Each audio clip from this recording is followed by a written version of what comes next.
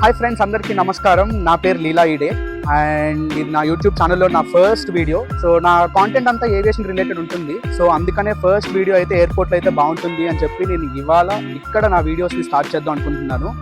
So బేసికల్గా ఈ first video వచ్చేసి నా ఎజెండా వీడియో. అంటే నా ఛానల్లో ఎటువంటి కాంటెంట్ వస్తుంది, ఎటువంటి కాంటెంట్ని మీరు ఎక్స్పెక్ట్ చేయొచ్చు, అది ఎంటర్టైన్మెంట్ కానీ, బ్లాగింగ్ కానీ, ఏవియేషన్ రిలేటెడ్ కాంటెంట్ కానీ, ఏదైనా కానీ అసలు ఈ ఎజెండా ఏంటి అని చెప్పడమే నా ఈ ఫస్ట్ వీడియో అనే ఉద్దేశం. సో దాని గురించి తెలుసుకోవడానికి let's get into the video. So డీటెయిల్స్లోకి వెళ్దాం, కానీ ఫస్ట్ ఆల్రెడీ వీడియో జాస్లో పడిపోయి నేను బ్యాగేజ్ చెక్కింగ్ చేయడం మర్చిపోయాను. సో వెంటనే వెళ్ళి బ్యాగేజ్ చెక్కింగ్ చేసేసి ఆ తర్వాత చాలా టైం ఉంటుంది. సో గేట్ దగ్గరికి వెళ్తూ మాట్లాడుతున్నాం.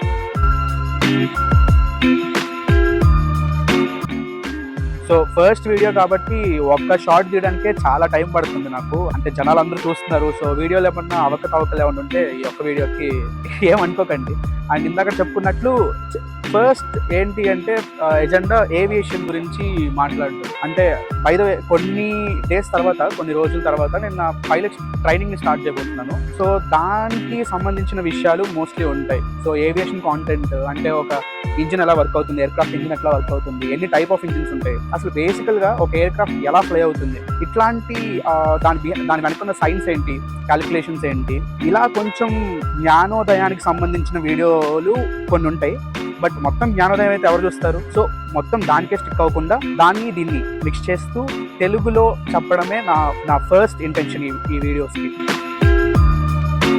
సో ఇందాక ఆల్రెడీ ఫస్ట్ ఎజెండా గురించి మాట్లాడుకున్నాం కదా. ఇప్పుడు second main important topic, second main agenda ఏంటి అంటే ఏవియేషన్లోనే కీలకమైన వాళ్ళు. అసలు ఏవియేషన్ మొత్తం ఇంత ఇంట్రెస్టింగ్గా ఉండకపోవడానికి కారణమే ఎయిర్లైన్స్. అది ఇండియన్ ఎయిర్లైన్స్ అయినా కానీ, ఇంటర్నేషనల్ ఎయిర్లైన్స్ అయినా కానీ. సో వాళ్ళకి సంబంధించిన విషయాలు అంటే లైక్ వాళ్ళ న్యూస్, అప్డేటెడ్ న్యూస్ కూడా మనం ఇంక్లూడ్ చేస్తాం వీడియోలో. లైక్ మీకు ఇప్పుడు ఫర్ ఎగ్జాంపుల్గా నేను ఒకటి అప్డేట్ ఇవ్వాలి అంటే లైక్ రీసెంట్గా విస్తారా. సో నిన్న విస్తారా లాస్ట్ ఫ్లైట్ అనమాట. అంటే అది టాటా గ్రూప్లో ఆల్రెడీ కలిపేశారు. అది ఫస్ట్ నుంచి టాటా గ్రూపే. Air India, Vistara, air Asia, air India express ఇవన్నీ టాటా గ్రూప్ కిందకే వస్తాయి. సో ఇప్పుడు వాటి ఆపరేషన్స్ ఏవైతే ఉన్నాయో, విస్తారా ఆపరేషన్స్ ఏవైతే ఉన్నాయో అంతా ఎయిర్ ఇండియాలో ఇప్పుడు మర్జ్ చేసేసారనమాట. సో నిన్నటితో విస్తారా లాస్ట్ ఫ్లైట్. సో ఇలాంటివి updated airline news, Indian airlines, అన్ని ఎయిర్లైన్స్, సో వీటిపైన ఫోకస్ ఉంటుంది. సో ఇది నా సెకండ్ మెయిన్ ఇంటెన్షన్ నా వీడియోస్కి.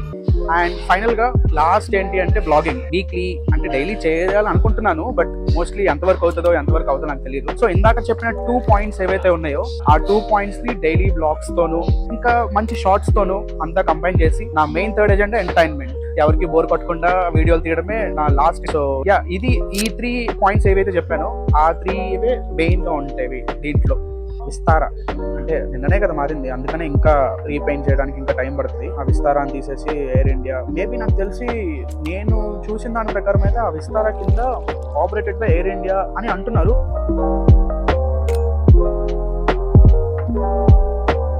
ఇదిగో మాటల్లోనే వచ్చేసింది. ఇవాళ మనం వెళ్ళబోయే ఎయిర్క్రాఫ్ట్ ఎయిర్ ఇండియా ఎక్స్ప్రెస్. ఇవాళ నేను ఫ్లై అవ్వబోయే ఎయిర్లైన్స్ వచ్చేసి ఎయిర్ ఇండియా ఎక్స్ప్రెస్. అండ్ ఇది ఒక లో కాస్ట్ క్యారియర్. అండ్ ఎయిర్క్రాఫ్ట్ వచ్చేసి బోయింగ్ 737. అసలు ఇవాళ బోయింగ్ 737 గురించి తెలుసుకోవడం కన్నా ముందు అసలు ఈ లో కాస్ట్ క్యారియర్ అంటే ఏంటి అని ఫస్ట్ ఇవాళ మీకు చెప్తాను. దానికన్నా ముందు నేను D13 గేట్ దగ్గరికి వెళ్ళాలి. ఇంకా వెళ్ళలేదు, ఇక్కడే కూర్చొని వీడియోలు తీసుకుంటూ కూర్చున్నాను. ఫస్ట్ ఆ D13 దగ్గరికి వెళ్ళి మిగతా విషయాలు మాట్లాడతాను. సో వచ్చేసాం D13 దగ్గరికి. ఇక్కడ ఒక మంచి ప్లేస్ ఎత్తుకుని కూర్చుని నీట్ గా మళ్ళీ వీడియో రికార్డ్ చేసుకోవాలన్నమాట. ఫైనల్లీ గేట్ దగ్గరకు వచ్చేసాం. సెటిల్ అయిపోయి కూర్చున్నాను ప్రశాంతంగా. కరెక్ట్ గా ఎయిర్ క్రాఫ్ట్స్ కనిపించేలాగా కూర్చుని రిలాక్స్డ్ గా వీడియో చేస్తున్నాను. సో ఇందాక టాపిక్ కంటిన్యూ చేయాలి అంటే లో కాస్ట్ క్యారియర్. నేను వెళ్ళబోయేది ఎయిర్ ఇండియా ఎక్స్ప్రెస్, ఒక లో కాస్ట్ క్యారియర్. బేసికల్ గా ఎయిర్లైన్స్ 2 రకాలు ఉంటాయి. ఒకటి ఫుల్ సర్వీస్ ఎయిర్లైన్స్, 2 లో cost carrier. So full service aircrafts ఏంటి అంటే మనకి టికెట్ ప్రైస్ లో ఆల్మోస్ట్ అన్ని ఇంక్లూడెడ్ ఉంటాయి. అంటే మనకి ఇన్ ఫ్లైట్ ఎంటర్టైన్మెంట్ కానీ, లోపల ఎక్స్ట్రా సాఫ్ట్ పిల్లోస్ ఉంటాయి, సాఫ్ట్ బ్లాంకెట్స్ ఉంటాయి, అండ్ డెంటల్ కిట్స్ ప్రొవైడ్ చేస్తారు. ఫుడ్ లో కూడా మల్టిపుల్ ఆప్షన్స్ ఉంటాయి ఫుడ్ లో కూడా. బట్ ఎయిర్ ఇండియా ఎక్స్ప్రెస్ లో which is low cost carrier, దాంట్లో ఈ ఆప్షన్స్ అన్ని ఉండవు. ఏదన్నా ఇప్పుడు మీరు ఫర్ ఎగ్జాంపుల్ మీల్ తీసుకోవాలి అనుకుంటే దానికి పే చేయాలి. మీరు విండో సీట్ కావాలి, లేకపోతే ఎక్స్ట్రా లెగ్ రూమ్ ఉన్న సీట్ కావాలి అనుకుంటే దానికి కూడా ఎక్స్ట్రా పే చేయాలి. సో అనేది లో కాస్ట్ క్యారియర్.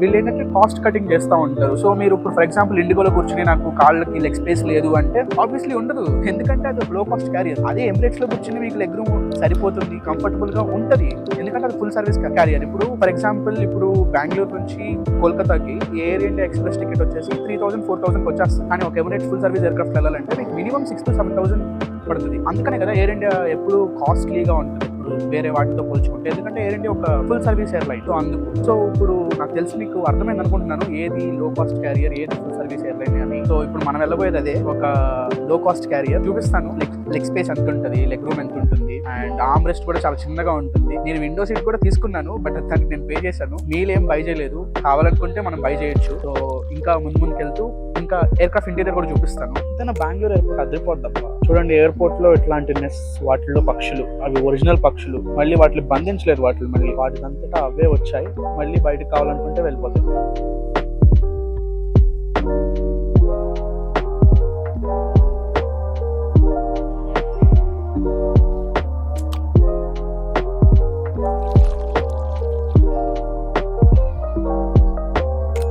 సో ఇందాక చెప్పాను కదా ఈ లో కాస్ట్ క్యారియర్స్ లో ఇట్లా సీట్స్ అన్ని దగ్గరగా కంజెస్టెడ్గా ఉంటాయి అనమాట. సో యాక్చువల్లీ నేను చాలా లేట్గా బోర్డ్ అయ్యాను, కానీ టైం బ్యాడ్, మా బ్యాగ్కి ప్లేస్ లేకుండా పోయింది. సో ఇందాక చెప్పాను కదా అన్ని కంజెస్టెడ్గా ఉంటాయి అని చెప్పి, ఇది నాకు లెగ్ స్పేస్. विमान के पिछले हिस्से में 4 उड़ने पर और 2 द्वार विमान के अगले हिस्से में है। याद रहे आपका नजदीकी द्वार आपके ఇంకే నాకు నైట్ టైం ఫ్లై చేయడం అంటే అంత నచ్చదు. నాకు ఏదన్నా ఒకటి మంచిది క్యాప్చర్ చేద్దాం అంటే ఫ్లైట్ లైట్ నుంచి మన కళ్ళలోనే పడతా ఉంటాయి. అవి ఏమన్నా మామూలు లైట్లు ఒక్కొక్కటి కళ్ళు పోయేలాగా ఉంటుంది. Actually flight half an hour delay అయింది, ఇప్పుడే ఇంకా పుష్ బ్యాక్ స్టార్ట్ చేశారు. సో ఇక్కడ పుష్ బ్యాక్ అయిన తర్వాత ఒక 10-15 నిమిషం పడుతుంది రన్వే దగ్గరికి వెళ్ళడానికి. అంటే ఆల్మోస్ట్ 45 మినిట్స్ డిలే అయింది ఇవాళ ఎయిర్క్రాఫ్ట్. సో రన్వేకి ఫైన్ పెట్టుకుంటే చేసాము, టేక్ ఆఫ్. తెలీదు కనిపిస్తుందో కనిపించదు, బట్ ఇంకా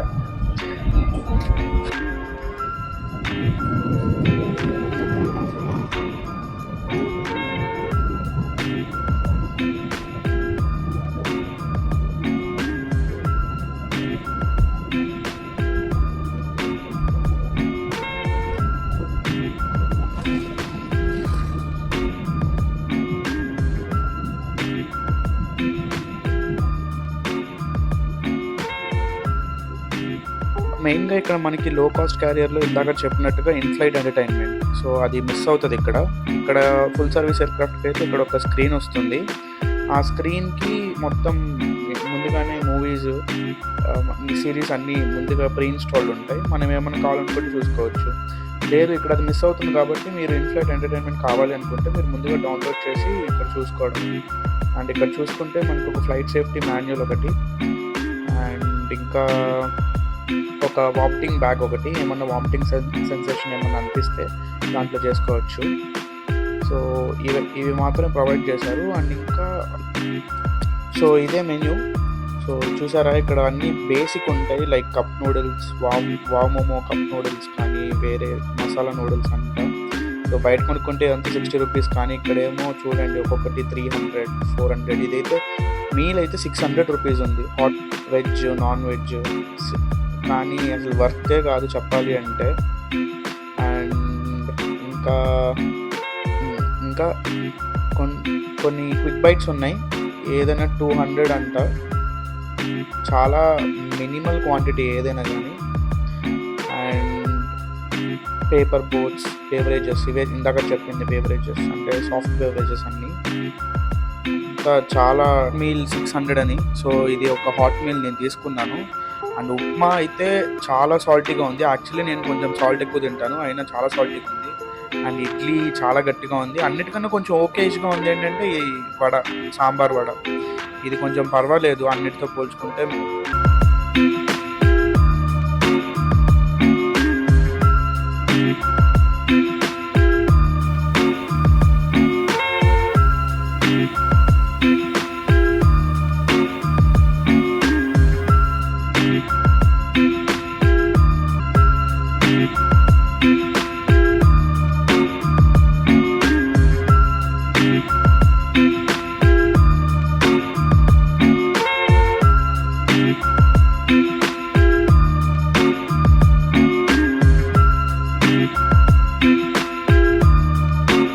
సో ఇంకా కోల్కతాలో ఎంటర్ అయిపోయాం, ఇంకా కోల్కతా ఎయిర్ స్పేస్ లోకి. సో ఇప్పుడు మనం ఫైనల్ టర్న్ తీసుకుని ఇప్పుడే రన్వేకి అలానే రిసెండ్ అవుతుంది ఇప్పుడు ఎయిర్ క్రాఫ్ట్.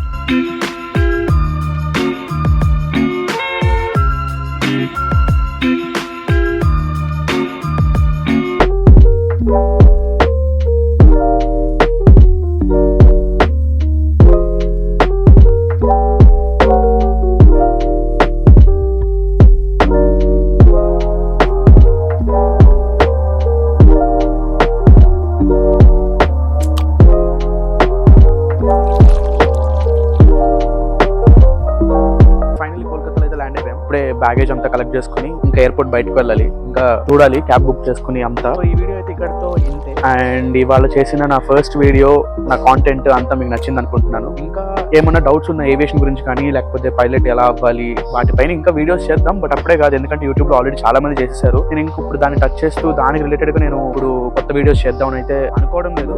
కొంచెం బోల్డ్ గా అంతే, ఎవరు చేయని టాపిక్ పైన ఇప్పుడు టచ్ చేసి దానిపైన వీడియోస్ చేద్దామని అనుకుంటున్నాను. సో ఇవాళ చేసింది మీకు నచ్చింది అనుకుంటున్నాను. ఏమైనా డౌట్స్ ఉంటే కింద నా ఇన్స్టాగ్రామ్ ఐడి ఇస్తాను, టెక్స్ట్ చేయండి. అండ్ మీ ఫీడ్బ్యాక్స్, క్వశ్చన్స్ అంటే ఏమన్నా కానీ కమెంట్ సెక్షన్ లో కమెంట్ చేయండి. And thank you so much for watching. By by now.